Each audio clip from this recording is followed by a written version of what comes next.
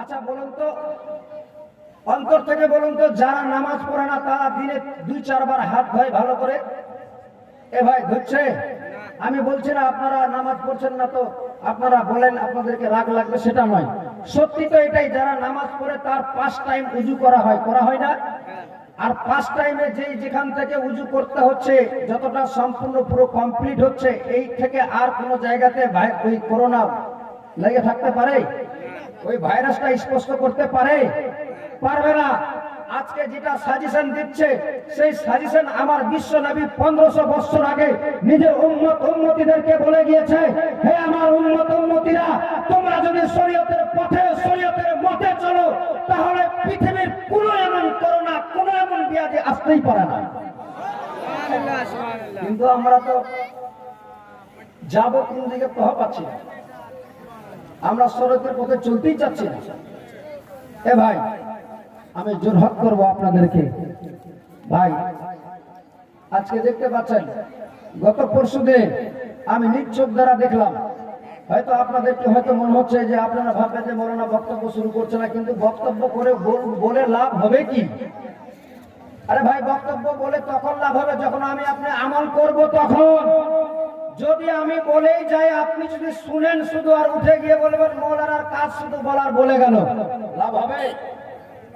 এতদিন ধরে শুধু তাই হয়েছে, শুধু আলিম ওলামা আপনাদেরকে শরীয়তের কথা বলেছে, আপনারা শুনেছেন, আমল করেননি বলে আজ আমাদের এই দশা হয়েছে। বাস্তব এটাই। গত 16 তারিখে আমি ছিলাম উলবেড়িয়া হাওড়াতে, সন্ধ্যাবেলায় পৌঁছালাম। সকালবেলায় যখন 17 তারিখে ব্যাক করছি, হাওড়ায় 6:30 পৌনে 7টা নাগাদ পৌঁছেছি। বালুঘাট ইন্টারসিটি এক্সপ্রেস যে আছে সেই গাড়িতে চাপবো 7:50-এ আছে। তার আগেই হট করে কে একটা নাকি বলে দিল যে যার করোনা ভাইরাস হয়েছে সে হাওড়া স্টেশনে ঢুকে পড়েছে। আচ্ছা বলুন তো ভাই, মত বলে মানুষের ডর আছে না? জীবন বলে, জান বলে সবারই তো সবাই মনে করছিল আমার জীবনটা বাঁচো। বিশ্বাস করবেন না, এমনিতেই তো দেখেছেন আপনারা শিয়ালদা কিংবা হাওড়াতে স্টেশনে মানুষ কত ছুটাছুটি করে, কেউ কারোর দিকে তাকাবে না, পিঁপড়ার মতো সাই সাই করে চলতে থাকে। তার মধ্যেও যখনই এই করোনা ভাইরাসের কথা শুনে নিল যে স্টেশনে কে ঢুকে পড়েছে, বিশ্বাস করবে না ভাইরে, কোন দিক দিয়ে কে পালাচ্ছে কোনো ঠিকানা বোঝা যাচ্ছে না। শুধু যাচ্ছে যে আমি কোন দিক দিয়ে বের হবো এখান থেকে। না ট্রেন ধরবে, না টিকিট কাটবে, না কিছু করবে, না টিটি, না র্যাব, না পুলিশ, কেউ কোনো কাজ করছে না। আরে পুলিশরাও নিজের জীবন বাঁচার জন্য ভাবছে। লাস্টে আমি ভাবছি ভাই আমি যাব কোথায়? বাইরে গিয়ে তো লাভ নাই, ট্রেন তো ছাড়বেই।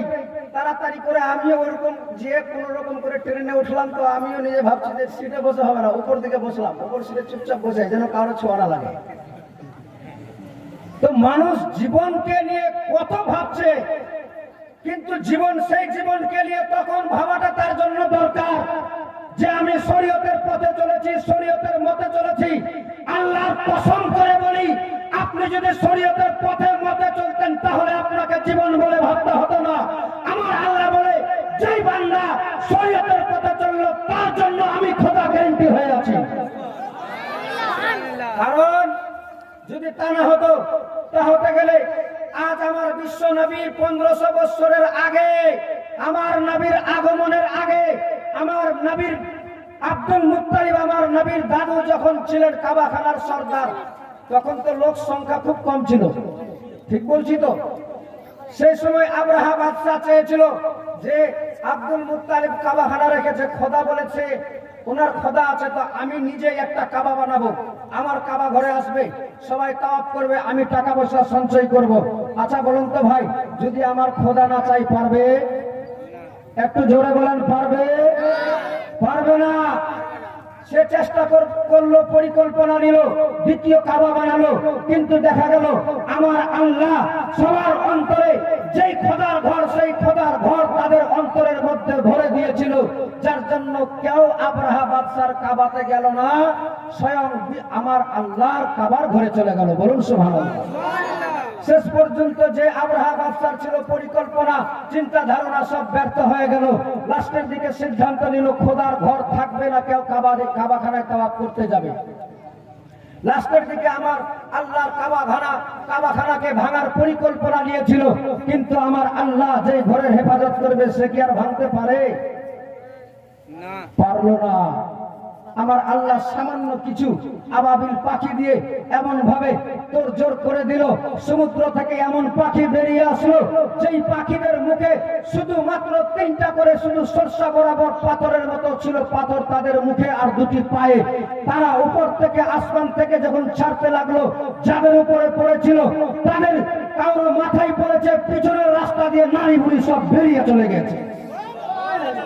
আল্লাহ বলছে আমার সঙ্গে দিয়ে তোমরা পারলা, আমার সৃষ্টির অভাব নাই, আমি এমন সৃষ্টি দিয়ে তোমাদেরকে মারবো যেটা কিয়ামতের সকাল পর্যন্ত আমার বান্দারা এটাকে শুনে শুনে নিজের ঈমান তাজা করে নেবে। তাই করেছে আমার আল্লাহ, ছোট্ট ছোট্ট পাখি দিয়ে আব্রাহা বাদশার সৈন্যকে আব্রাহা বাদশাকে ধ্বংস করে দিল।